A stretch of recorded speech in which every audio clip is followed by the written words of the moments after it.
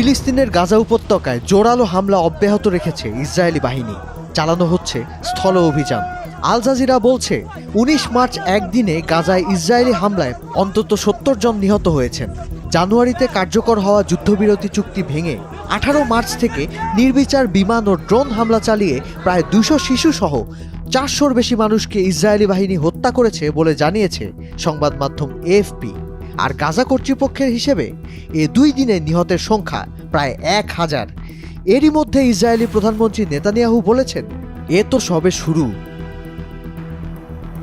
এর আগে গাজা থেকে ইসরায়েলি জিম্মিদের ফিরিয়ে আনা এবং হামাসকে ক্ষমতা থেকে সরিয়ে দিতে ফিলিস্তিনিদের প্রতি সর্বশেষ সতর্কতা জারি করে ইসরায়েল। এমনকি সতর্কতামূলক ভিডিওতে ইসরায়েলি প্রতিরক্ষামন্ত্রী ফিলিস্তিনিদের গাজা ছেড়ে বিশ্বের অন্য কোথাও চলে যেতেও উৎসাহিত করেন। ১৮ মার্চ গাজায় স্থল অভিযান শুরুর ঘোষণা দেয় ইসরায়েলি বাহিনী। বলা হয়, নিরাপত্তা ব্যবস্থা বিস্তৃত করা এবং গাজার উত্তর ও দক্ষিণাঞ্চলের মধ্যে আংশিক বাফার জোন প্রতিষ্ঠার জন্য মধ্য ও দক্ষিণ গাজায় স্থল অভিযান আবারও শুরু করা হয়েছে। যুদ্ধক্ষেত্র হিসেবে চিহ্নিত এলাকাগুলো ছেড়ে যেতে গাজাবাসীকে নির্দেশ দেওয়া হয়। আর বিদেশি সরকারগুলোর আহ্বান অমান্য করে আকাশ ও স্থলপথে হামলা জোরদার করে ইসরায়েল।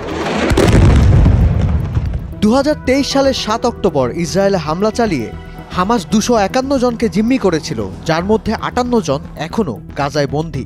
জবাবে সেদিনই ইসরায়েলি হামলা শুরুর পর থেকে ২০২৫ সালের ১৮ মার্চ পর্যন্ত গাজার স্বাস্থ্য মন্ত্রণালয়ের হিসেবে প্রায় ৫০,০০০ ফিলিস্তিনিকে হত্যা করেছে ইসরায়েল। বিশেষ করে ডোনাল্ড ট্রাম্প মার্কিন প্রেসিডেন্টের চেয়ারে বসার পর থেকে তার প্রত্যক্ষ সমর্থনে হামাস দমন ও যুদ্ধ থামানোর নামে প্রকাশ্যে গাজা উপত্যকা খালি করতে উঠে পড়ে লেগেছে ইসরায়েল।